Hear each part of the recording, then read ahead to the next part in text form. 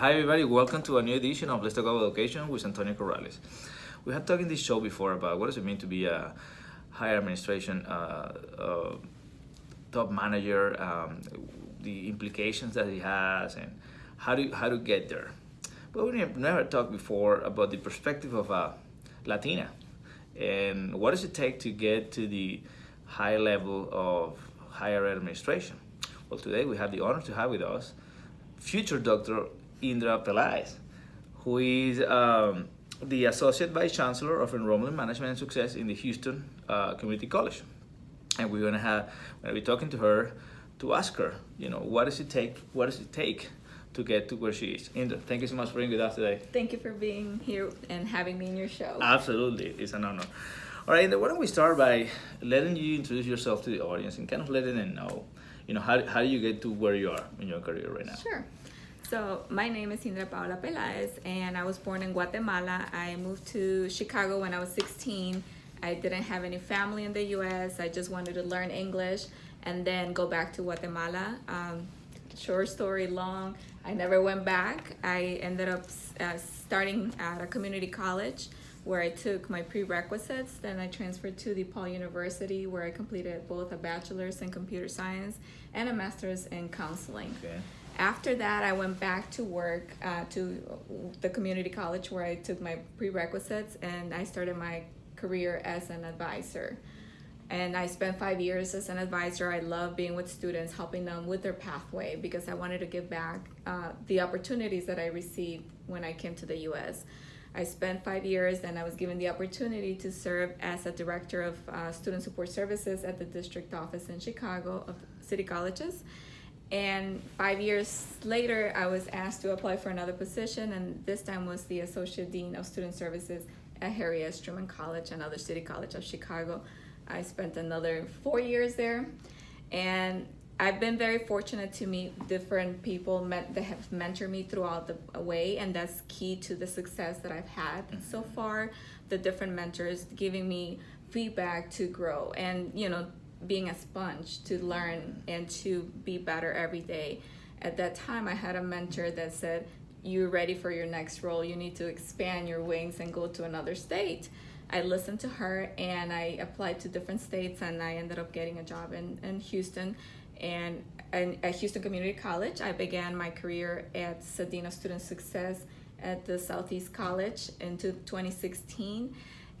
I learned so much from the institution, and within 2 years I was given the opportunity to serve as the interim associate vice chancellor. I think people see that I have a passion for helping others. People see that I'm always curious to learning and always have a positive attitude towards life. When you have somebody like that, they look after you and they ask for, what would you do in this situation? And I always have a solution. I'm always very solutions oriented, and so I get a lot of positive feedback on that end. So I think that's how I navigated from Guatemala to Chicago and now at Houston. While I was at the previous role, I decided that it was time for me to go back to school because I had put it off for many years because I didn't think I was smart enough. I always doubted myself, and so now I'm. Thankfully, I met you and I finished my first year successfully, and I'm excited to start the second year. Absolutely. So my doctorate degree. You said a couple of interesting things that I think the audience may benefit to listen from your perspective. Number one thing that catch my attention was that you said you went to a community college. Yes. Did that experience being a student there help you pursuing working at community college? Because community colleges, we know that play a really important role helping students with high needs, and first generation students, and especially immigrants too. So, did being a student at a community college play a role in your decision making in regards to your career? Absolutely. I had several mentors. One happened to be the college president that I still I'm still in touch with, Dr. Gongrich, to this day. He was always very supportive when I was a student. I was very involved, And then when I went back to, when I finished my undergrad in computer science and I took an internship in computer science, I realized that I needed the interaction and with other people. So I decided I wanted to work in a community college to help others. And I applied for a part-time advisor position at that time, and I was given the opportunity. And from there, my passion continued to grow to help those, because we have so many students that, finish high school and don't know what they want to do. They're afraid that they don't have enough money, or they simply, don't have the aspiration to go to college. So my passion is always to educate the Latino community and other minorities that are not going to college. Mm-hmm, mm-hmm. Now, you also mentioned another thing that kind of get together with the next question, which is you didn't believe that you were smart enough, and all these play a role. I'm a father of a girl who is Latina too. Is going to be an 11th grader, and we know that all the research shows that females still struggle within the educational system, within self-esteem and self-confidence. What can you tell us about what it takes to reach high management levels in higher ed when being a Latina? Because not only you're a female, but you're a Latina. How do you overcome those type of ghosts that you can have in your brain, like, okay, I'm not capable enough, I have an accent, or I'm an immigrant? How to overcome all that and get to the top? I think being surrounded with others that believe in you and having a check-in with, the mentors that I have about 6 to 7 mentors now. And whenever I'm feeling that I'm not capable, I pick up the call and talk to, my mentors and say, I'm doing this, what do you think? And throughout every career pathway that I've taken, I've been very fortunate that my direct supervisor was instrumental in building my skills, because you not only need to know how to use the softwares that we use in higher education, but you need to have the soft skills, you need to have the compassion, and we cannot teach that. It's something that we develop throughout time. And so being aware of your emotions, being aware of, how do I behave in this setting is very important, because it's going to be very stressful. At times it's going to be very stressful, and so I exercise a lot to help cope with the stress. And I always try to listen and try to understand where the person is coming from, and I don't take it personal because I don't know anybody in Houston. So I just want to make sure that we have opportunities for our students, and then people see the passion that I bring to the table. And I have been very fortunate to be given those opportunities throughout my career. So I think being at the right place at the right time and being connected with great mentors has been instrumental. And now that I'm pursuing my doctorate, that's also adding value to what I bring to the table. And so when you say don't take it personally, so basically you were saying is adapting to the different sets of rules that not only working rules in terms of departments or organizations, but also society-wise, right? Yes. You have to be flexible. Like my day today started with ABC, but then it ended up with something else. So it's just taking a deep breath, grabbing a pen and a paper, and going with the flow. Sometimes you have to go with the flow. Sometimes you have to work extra long hours to get the project done.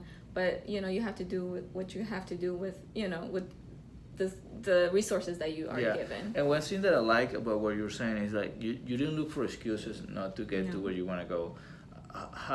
What message can you tell those who may be looking at us right now, females, Latinas, who maybe thinking, well, the world's against me, or I have all the odds against me based on my accent, based on being an immigrant, based on whatever reasons they want to put in their brain? What message do you tell them to keep moving forward without getting caught up in the Kool-Aid of the world's against me? I think every year I try to assess what I did successfully and what I didn't do successfully, because we learn from our failures. So what I try to do is every year I try to accomplish 4 personal items and 4 professional items to keep it manageable. And sometimes I don't accomplish it and I go back and reflect. So reflecting, journaling is very helpful to understand where am I at today and where am I going next month or next year, and having your short-term plan and long-term goals set in a vision board is very important. And I had on my vision board, I had enrollment management, vice president, and the long term, and it came sooner than than later. I have my vision board with Dr. Indra Pelaez. So hopefully in the next 2 years, that's what I'm going to be accomplishing. So having a vision and setting goals, and if you don't accomplish them, why didn't I accomplish this, and what can I do to finish that goal? Correct. So not taking failure, quote unquote, as a learning process and not as a permanent stage. Yes. Now, Associate Vice Chancellor of Enrollment Management and Success, how does a regular day look like for you? I mean, what does your job entail? There is no one day alike. The only thing I can count on is every other Wednesday we have board meetings. So I know that on board meetings I get here, early in the morning, and I may not leave until 8 or 9 p.m. So, and I have to be able to respond to any data questions that the board of trustees have. So how many board members? 7. Okay.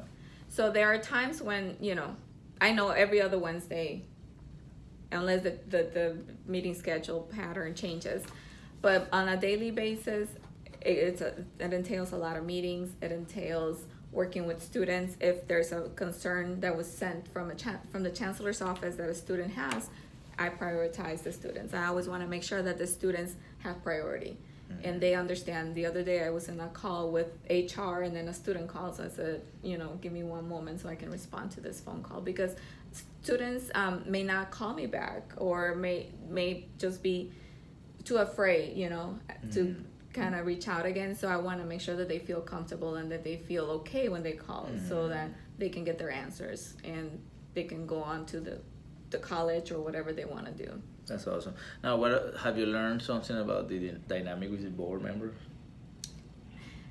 Yes.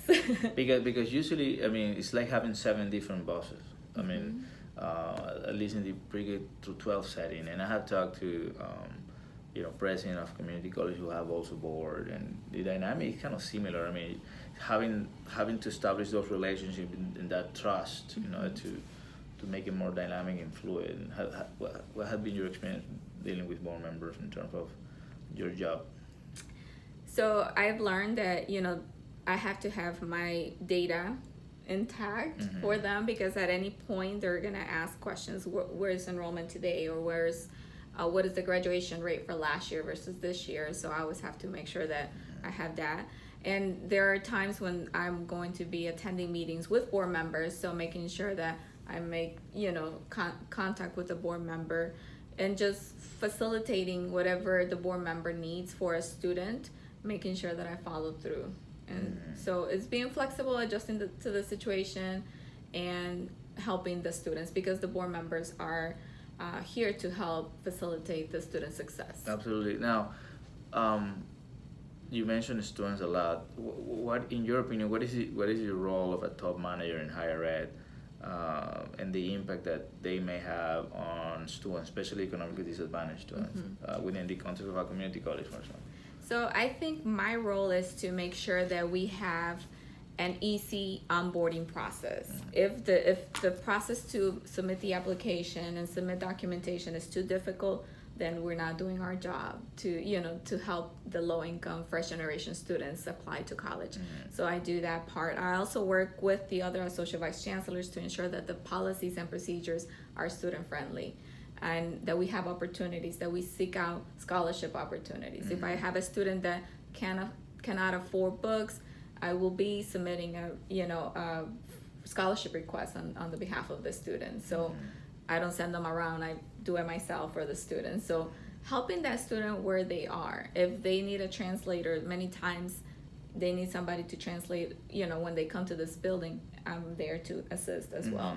And educating parents, because the Latino community, as you know, we're very connected with our families. So making sure that the parents understand the value of education, and we have multiple career opportunities, not only the traditional pathway to transfer to a four-year institution, but we have short-term certificates that students can obtain and get a job that pays well, and get out of poverty, out of that circle. So that's awesome.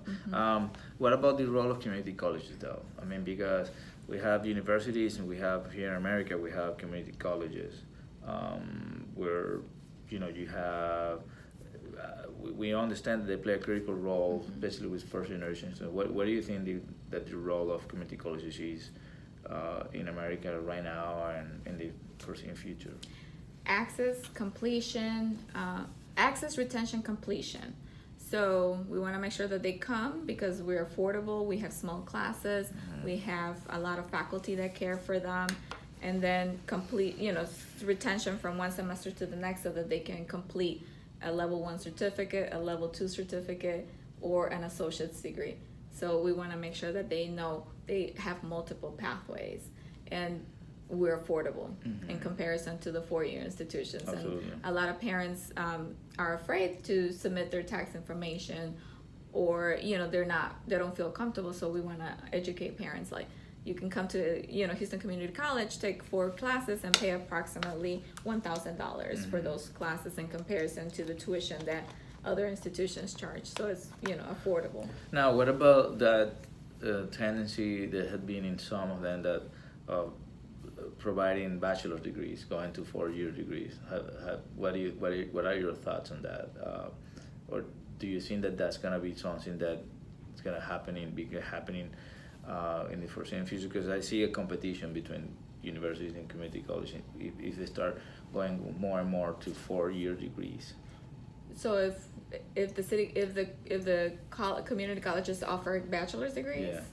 So at this point, for a Houston Community College, we're not looking getting to. to that. Okay. No, we're building our partnerships with the 4-year institutions so that we can make sure that they take the core requirements here before they go to the 4-year Gotcha. institution. And data shows that they're more successful to completing once they to finish their 4-year degree once they complete their core Gotcha. requirements. So here. at least that's not in the foreseeable future in this institution. Not which is- at Houston Community Awesome.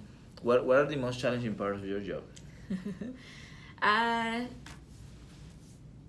The procedures. Sometimes the procedures are very long and delayed, and so I'm used to being very fast paced, and so sometimes I have to slow down and wait for something to get processed to get approved. So that's a challenge when you're trying to ensure that you get things accomplished, but you go with the flow and you adjust. How do you deal with bureaucracy? Because especially in this large institution or many large institutions, you deal with some level of bureaucracy to get things done, and it could be frustrating if you're a go-getter person. How do you overpass that? I think I've been very fortunate to build relationships with multiple departments, and having that conversation. We're in an age that everything is an email, everything is like text message, but I pick up the phone, I call the person, I talk to that person because it's easier to have my message shared instead of being misinterpreted in the bureaucratic society. So building the relationships is critical To get things done. to get things done, and to so that they can understand where I'm coming from and I can understand what's the delay. For example, that's just an example, or just talking to my direct supervisor and asking for advice because I don't know everything. So building my team and being flexible and not having that attitude, this needs to be done. So it's just going with the flow. Correct. That's a really good smart advice. What are the most fun part of your job? The things that you enjoy the most? When I get to see students. You love that. When I get to see students, I was at Central College a couple of days ago, and they reached out to me, the Society of Hispanic Engineers. They wanted me to come to their first event, and they said, please bring your son. JJ has been part of the community college experience since he was born, so I told them, of course I can bring JJ. So we went and spent time with them. It was a fun event that they wanted me to be there, and I was happy to be there. That is awesome. That is fantastic. What can you tell about your resource? Because you mentioned that you're a doctoral student now, and I know now your research. I'm working with you. I'm your chair. But what can you tell the viewers about your research, and what do you expect to find about your research? So I have a passion for helping the Latino community, and I am curious to know why we have so many Latinos that do not complete. and what resources are influential in helping those students complete. So I'm looking at the impact of academic advising and how that assists the Latinos in the community college with persistence, with completion, with graduation and transfer. And so I'm excited to learn, and I'm excited to, write about this topic because I have a passion for the Latino community, especially in Texas. We're like really, really growing, and so we want to make sure that we have the Latino community educated, whether it's a level 1 certificate or, all the way to a doctorate degree. That is awesome. That is fantastic. Well, do you have any final message, maybe en español, a las latinas que nos están viendo? Algo que le quieras decir, que de repente están empezando, están inmigrando, están llegando, ¿qué les puedes decir? Es un proceso, no, las cosas no pasan de la noche a la mañana. Hay que ser pacientes, hay que ponerse con gente que tiene la capacidad de ayudarte, y las personas que te dicen no, eso no se puede, hay que hacerlos para un lado y estar con personas que son positivas y ayudarse uno a otro, porque hay muchas oportunidades, hay mucha gente que no se ayuda uno al otro, y es muy importante que nos ayudemos unas a las otras para que nos subamos en nuestras posiciones y en nuestros roles. Buenísimo. I want to thank you one more time, Indra, for being here with us. Our viewers over there, remember that we have been interviewing many others on Antonio Corrales YouTube channel. Let's talk about education with Antonio Corrales, and Sterling Evaluation and Assessment.com. Please help somebody today, and see you next time. Thank you.